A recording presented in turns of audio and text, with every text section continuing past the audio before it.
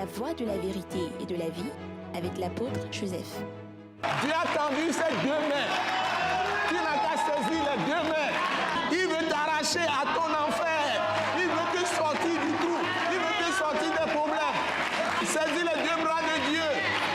Viens à lui. En Jésus-Christ.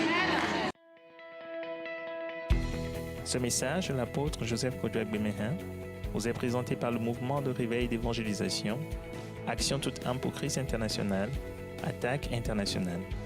Nous vous recommandons à Dieu et à la parole de sa grâce, qui seul peut vous édifier et vous donner l'héritage avec tous les sanctifiés. Soyez bénis à l'écoute de la parole de Christ. Seigneur Dieu, notre Père, je te dis merci, un grand merci de nous avoir donné encore la grâce d'ouvrir la bouche pour parler au nom de notre Seigneur Jésus-Christ, ouvrir la parole de Christ crucifié, ressuscité, à toutes les personnes qui nous suivent, qui ont la grâce de nous suivre aujourd'hui. Nous prions que ton Saint-Esprit soit répandu partout et que tu ouvres les yeux des cœurs à recevoir cette parole, que tu ouvres les intelligences à comprendre ces paroles, que la protection des saints anges de Dieu soit la portion de tous ceux qui nous écoutent. Tu bénisses abondamment par la grâce en Christ et Jésus tous ceux qui nous écoutent au nom puissant de Jésus. Amen. Amen.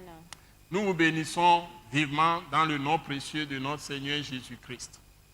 Et nous venons de votre mouvement Action tout temps pour Christ international, que nous coupons Attaque internationale. Et nous venons pour vous donner des paroles, de bonnes paroles de Dieu. Mais nous voulons rappeler que nous sommes un mouvement de réveil et d'évangélisation, mais aussi nous avons statut d'ONG pour faire de grands projets dans les pays, surtout le pays où nous sommes, au Togo, des projets de développement. Nous avons des plans de création d'écoles, de lycées, collèges, lycées, et que ce soit technique ou d'enseignement général. Nous avons même des projets d'université, beaucoup de choses. C'est des questions de moyens financiers, c'est tout, des ressources. Pour le moment, nous n'avons pas commencé les projets dans le cadre des activités de ONG Attaque internationale. Donc, nous vous assurons que nous ne sommes pas une église, nous sommes simplement des saints, des frères et sœurs en Christ, tous des professionnels qui travaillent, qui subviennent à leurs propres besoins, par le travail de leurs mains. Voilà la clé. Donc, ce que nous faisons, tout ce que nous donnons comme contribution financière pour construire le mouvement Attaque internationale, pour toutes les activités que nous faisons, surtout ces émissions qui coûtent cher dans les télévisions ou dans les médias comme radio diffusée, c'est nos propres ressources, contributions de chaque personne librement.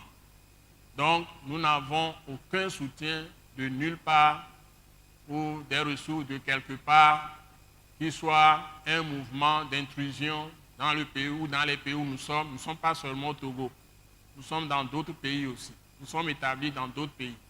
Donc, nous ne faisons pas d'allégeance à quelque mouvement extérieur que ce soit. Nous n'empruntons pas des doctrines étrangères pour venir faire ce que nous faisons. Tout ce que nous enseignons, nous l'avons reçu directement du ciel, de ce Dieu qui s'est révélé à nous de façon exceptionnelle. Et par ma modeste personne, apôtre Joseph Kodouak-Bemehin, ce mouvement est né avec des frères collaborateurs et ça évolue au fil du temps. Donc, Attaque internationale, là déjà, nous avons cumulé depuis 1992, ça fait déjà à peu près 29e année. 1992, nous sommes dans 29e année. 29e année, bientôt 30 ans. Donc, si une personne a 29 ans, ça veut dire que la personne est assez majeure. Donc, nous sommes sur le terrain. Le vent balaye beaucoup de mouvements, ou bien beaucoup d'églises, ou beaucoup d'ONG. Il y a des ONG. Les initiateurs ont même fui le pays parce qu'il y a eu des détournements, il y a beaucoup de choses. Nous avons toujours tenu parce que ce que nous faisons, c'est ce que Dieu demande. Amen. Vivre dans la vérité, mais aussi dans l'amour, dans l'honnêteté, dans l'intégrité, dans la justice, dans la transparence. C'est ce que nous faisons. Nous vous remercions donc. Nous croyons vivement que nous irons très loin. Amen. S'il y a eu des mensonges, des calomnies nous concernant, ou à partir ou bien de la part des jaloux, qui ont monté des choses de toutes pièces, mais ça ne nous a jamais ébranlés. Amen. Nous sommes toujours debout parce que nous ne sommes pas des menteurs. Nous essayons de faire ce que Dieu demande. Soyez bénis. Amen. Donc, nous venons avec vous avec une bonne parole aujourd'hui. Nous allons dans Tite, le livre de Tite, chapitre 2, du verset 1 à 10. Donc, j'avais déjà introduit ce message, mais de façon générale. Maintenant, nous allons entrer dans les détails. Je vais encore passer directement la parole à notre bien-aimée sœur, Maman Grace, qui va nous lire le texte et nous allons entrer dans les détails. Dieu interpelle ceux qui se disent chrétiens ou disciples de Jésus-Christ ici, ou des saints, à faire des choses concrètes. C'est ça qui prouve que nous sommes de Christ. Amen. Donc si ces choses n'existent pas dans nos vies, nous nous leurrons. C'est-à-dire nous nous trompons et nous trompons les autres.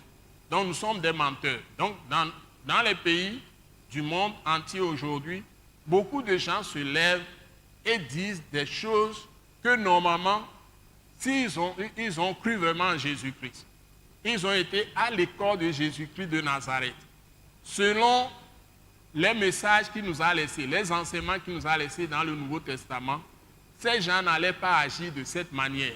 Donc nous prêchons ces paroles pour aider les vrais chrétiens, mais aussi ceux qui sont hors de l'Église, c'est-à-dire qui ne sont pas encore venus à Christ Jésus, de connaître la vérité de ce que ça veut dire croire en Jésus. Donc s'il y a des imposteurs, des usurpateurs, des menteurs qui se substituent aux vrais chrétiens, qui viennent mentir ou qui se lèvent, qui se rebellent, qui contestent dans les nations, ça n'a rien à voir avec Christ. Honnêtement parlant, Christ n'est pas venu faire de la rébellion. Il est venu sous l'autorité, la domination d'Israël par l'Empire romain. Les Romains étaient là, les soldats romains étaient là, les commandants, les capitaines qui commandent 100 soldats au moins, avec toutes les règles. Il y avait déjà le droit, tout ça. En ce temps-là, la législation, il y avait des juges, il y avait même des procureurs, il y avait des huissiers, il y avait des officiers ministériels, tout ça, il y avait des avocats, il y avait des gouverneurs, voilà, c'est ce que je cherchais. Par exemple, Ponce Pilate était gouverneur romain. Il y avait des rois qui étaient là, qui maîtrisaient l'autorité. Jésus-Christ n'est pas venu pour se révolter contre les autorités en place. Donc si quelqu'un se lève dans une nation aujourd'hui et insulte l'autorité, nous estimons que ça n'a rien à voir avec l'Esprit de Dieu qui est le Saint-Esprit. Donc nous avons des paroles claires dans les livres du Nouveau Testament comme Romains chapitre 12 et Romains chapitre 13, où la Bible nous invite à nous soumettre aux autorités. Mieux, Dieu dit que les magistrats, c'est-à-dire les juges, sont ses serviteurs. Donc, Dieu les a établis pour sanctionner le mal, non pas pour punir les justes et donner raison aux injustes. Ce n'est pas ce que nous disons. Donc, si les magistrats aussi font le mal, c'est qu'ils ne sont pas de vrais magistrats. Mais Dieu ne demande à personne de se révolter contre un magistrat qui est faux. C'est Dieu qui doit lui régler son compte. Donc, même une autorité qui agit mal, Dieu ne dit pas à ses enfants de se révolter contre. Je refais les gens qui m'écoutent au temps de Nebuchadnezzar, au temps des rois ou de l'Empire romain, au temps même que Jésus est venu. Jésus n'est pas venu mobiliser les Juifs en Israël pour se lever contre l'Empire romain. C'est tout à fait le contraire. C'est plutôt les capitaines romains, les commandants romains, quand ils ont entendu parler des forces, de la puissance de Dieu que Jésus-Christ exerçait, ils venaient demander aide à Jésus pour venir en aide à leurs serviteurs, par exemple des soldats romains qui sont venus capitaines ou commandants romains. Ils dirigent 100 soldats, ils sont venus demander secours pour que Jésus aillent guérir leurs serviteurs mourants. Jésus les a sauvés, les a guéris. Jésus ne s'est jamais rebellé. On lui a tendu même des pièges pour tomber sous jugement de César, l'empereur romain. Ça n'a pas marché. Donc les Juifs lui ont tendu beaucoup de pièges pour que l'Empire romain l'arrête. Jusqu'à ce qu'eux-mêmes, ils l'ont condamné simplement parce qu'ils l'ont accusé qu'il s'est déclaré fils de Dieu. C'est tout. C'est une question qui relève de leur propre doctrine. Et ils ne connaissent même pas leur propre parole de Dieu que Dieu leur avait donnée à travers les prophètes. Que le Christ viendra, que le Christ fera telle chose. Il y avait des signes qu'ils devaient reconnaître pour reconnaître que Jésus-Christ est vraiment le Christ. Mais les dirigeants de l'époque, de la religion juive, à cause de leur envie, leur jalousie, c'est les deux choses qui tuent l'Église même aujourd'hui. Envie et jalousie. C'est pourquoi les gens combattent les vrais serviteurs de Dieu qui sont intègres, qui doivent normalement être ceux qui doivent être au devant de la scène. C'est les faux qui sont au devant aujourd'hui, même au niveau de l'Église. Donc l'Église est apostate aujourd'hui, c'est-à-dire a abandonné la vraie foi de Christ. Donc ceux qui se disent disciples de Jésus-Christ doivent retourner à leur Bible. Et les temps comme Covid-19, c'est le meilleur moment de se retourner, apprendre soi-même la Bible et comprendre ce que Dieu a dit. Les gens vont dans les églises sans jamais lire la Bible eux-mêmes. Et les gens les trompent. C'est le drame d'aujourd'hui. Donc ici, Dieu interpelle chacun de nous à pouvoir connaître notre propre parole de Dieu qui nous a été donnée par le Christ et Jésus ou par le Saint-Esprit, l'Esprit de Christ, qui a continué l'œuvre de Christ sur la terre après sa mort et son ascension, sa résurrection et son ascension. C'est le Saint-Esprit qui est venu pour révéler le reste de la révélation du Nouveau Testament et nous devons lire les livres, surtout les épîtres, pour comprendre la pensée de Dieu. C'est sur ça que nous insistons pour vous aider. C'est la parole clé. Je vais donc donner la parole à notre sœur pour nous lire Tite chapitre 2 à partir du verset 1 jusqu'au verset 10. On y va. Pour toi, dis les choses qui sont conformes à la saine doctrine. Amen. Dis que les vieillards doivent être sobres, honnêtes, modérés, saints dans la foi, dans la charité, dans la patience. Donc, je vais déjà proclamer ça. Amen. Parce que si on lit tout, ce serait un peu long. Première chose que l'apôtre dit, il parle à celui qui doit enseigner les autres. Parce qu'il y a beaucoup de menteurs qui ont apparu. Et ce qui les intéresse, ils ont fait de Dieu leur ventre. C'est leur ventre. Donc, ils n'enseignent pas ce qui est la vérité de Dieu que Jésus a transmise, surtout à travers le Saint-Esprit, par les épîtres, les lettres adressées aux églises, qui sont dans la Bible, à partir de l'épître jusqu'à l'épître Apocalypse. Apocalypse, c'est simplement la révélation de Christ, c'est la révélation sur Jésus-Christ, c'est tout. Ce n'est pas un livre où, comme les gens pensent, on parle des catastrophes, que tout va être détruit dans le monde. Non. C'est pour révéler encore tout ce que Dieu a dit sur Jésus lui-même. Donc, il y a des traces de l'Apocalypse dans tous les livres des prophéties. C'est-à-dire Ésaïe, Jérémie, vous passez par Ézéchiel, après Ézéchiel, Daniel, etc. Tous les prophètes passent dedans. Et avant les évangiles, tout ce qui est de Dieu concernant le fini de rédemption de Jésus-Christ. Tout ça, c'est rassemblé dans l'Apocalypse. C'est comme un rappel. Mais il y a quelques prophéties, mais les prophéties sont très peu. Donc, Apocalypse, c'est ça, la révélation de Jésus-Christ. C'est ce que ça signifie. Donc, si nous allons dans les profondeurs, maintenant, il faut donner un enseignement conforme simplement à ce que Jésus même a dit.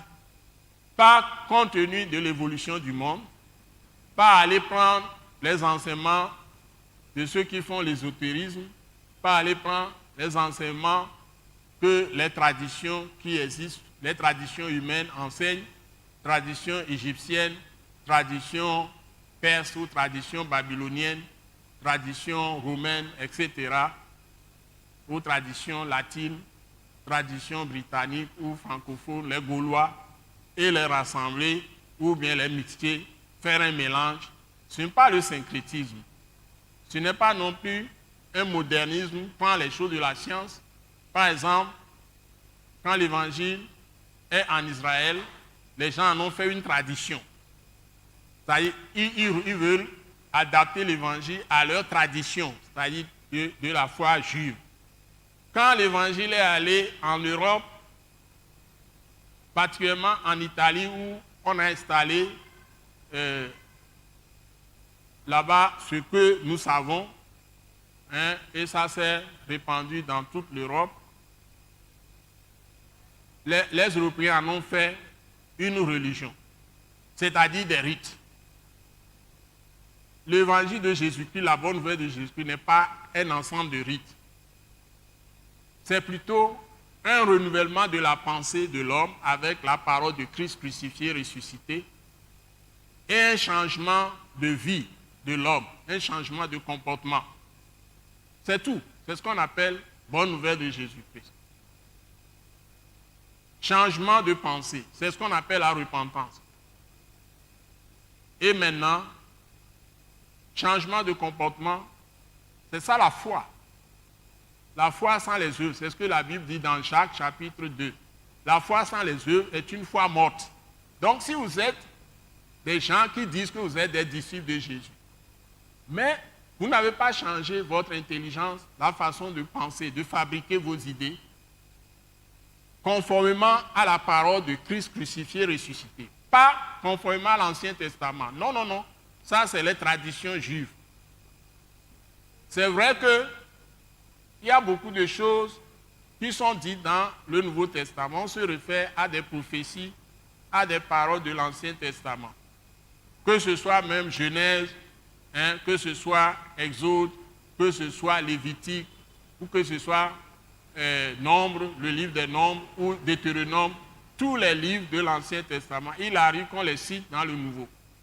Mais ça ne veut pas dire que les pratiques qu'on va faire, c'est les mêmes rites qu'on doit observer. Non, ici, tout est question de changement de toute votre intelligence, votre manière de penser doit changer.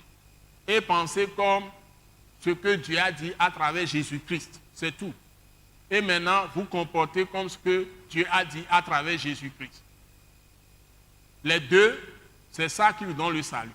La première partie, changez vos pensées par rapport à ce que Jésus a dit ou bien a fait.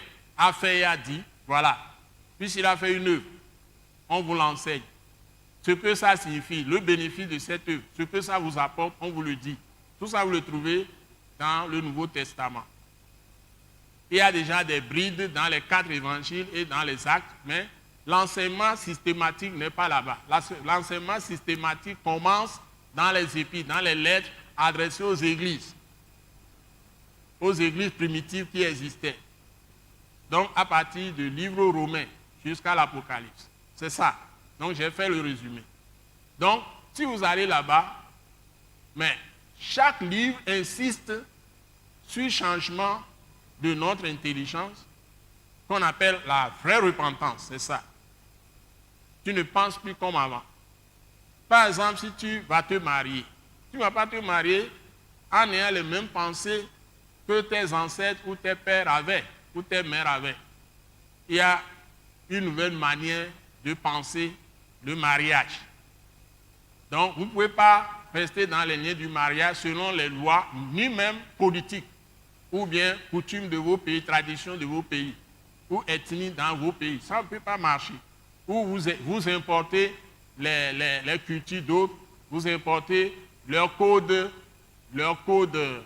civil et vous venez planter ça chez vous, comme dans nos pays qui ont été colonisés par d'autres pays. Donc on prend leur code civil, du droit au code pénal, tout ça, et on plante les mêmes choses dans nos pays colonisés.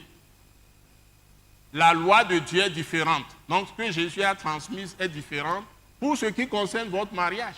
Si je commence à vous parler de mariage selon la Bible, selon ce que Jésus a enseigné, ça n'a rien à voir avec ce que nous avons dans chaque pays, dans chaque nation que les gens ont pris, ont établi. Ça n'a rien à voir avec. Il y a une totale différence et même des contradictions, des oppositions, des conflits.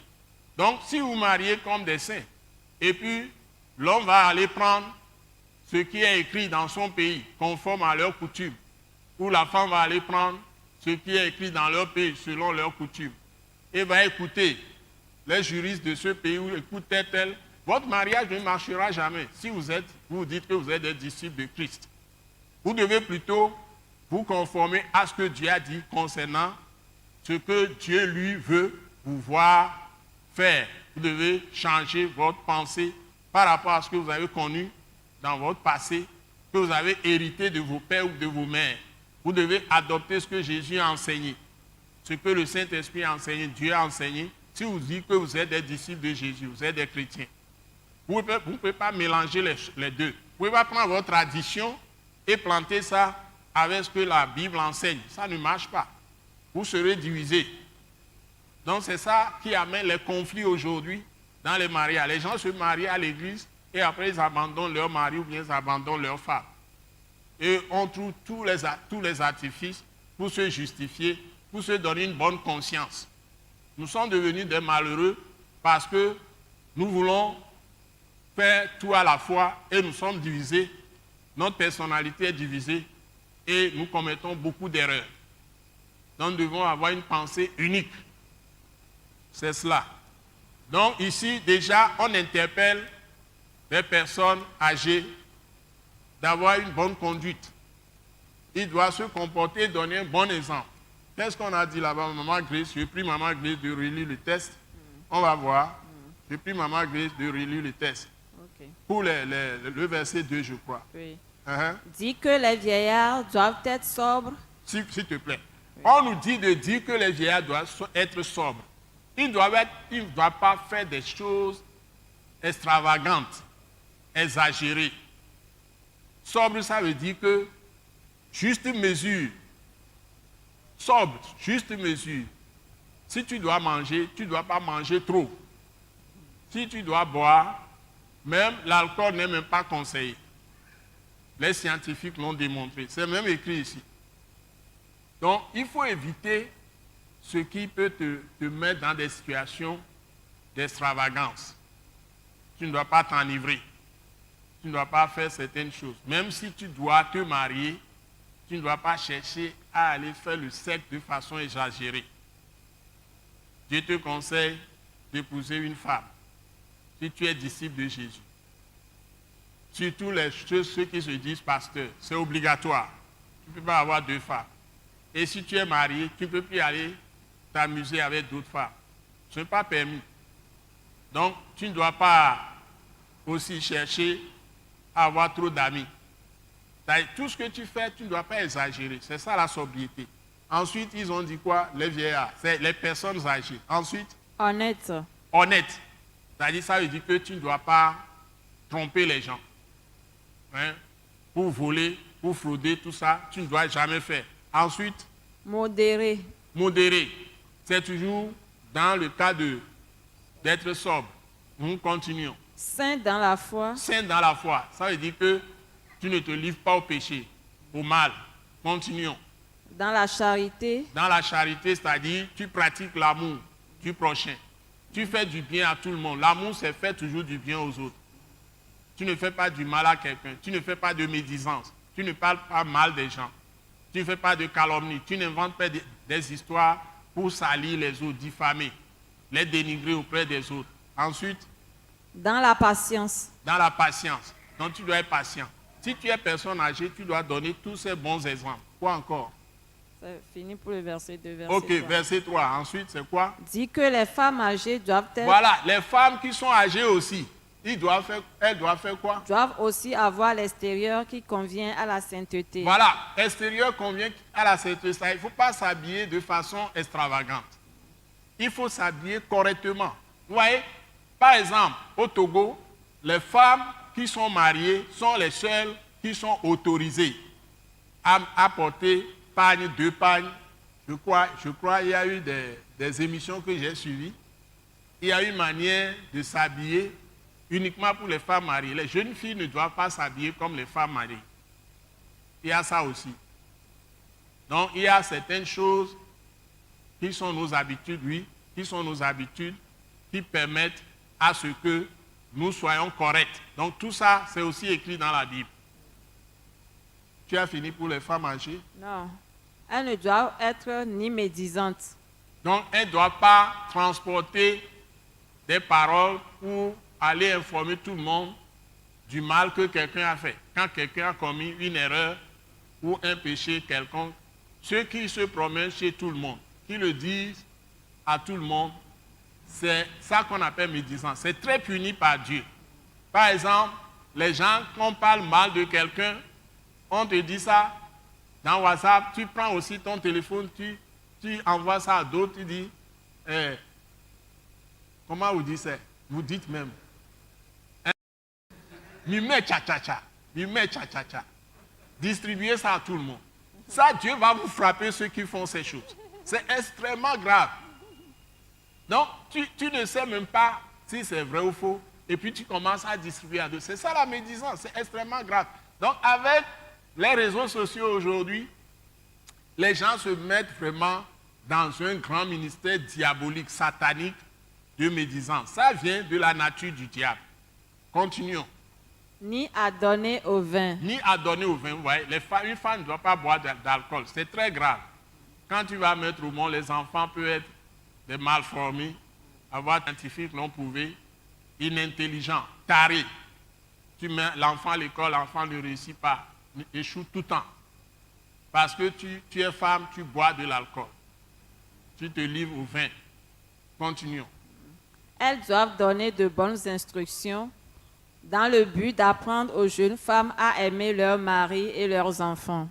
Et à être occupées à quoi? Et à être tenues chastes, occupées aux soins domestiques, bonnes, soumises à leur mari, afin que la parole de Dieu ne soit pas blasphémée. Vous voyez, pour que la parole de Dieu ne soit pas dénigrée, les femmes âgées doivent enseigner aux jeunes femmes à être correctes, à être vraiment travailleuses pour s'occuper de leur mari, de leurs enfants correctement, tout ça.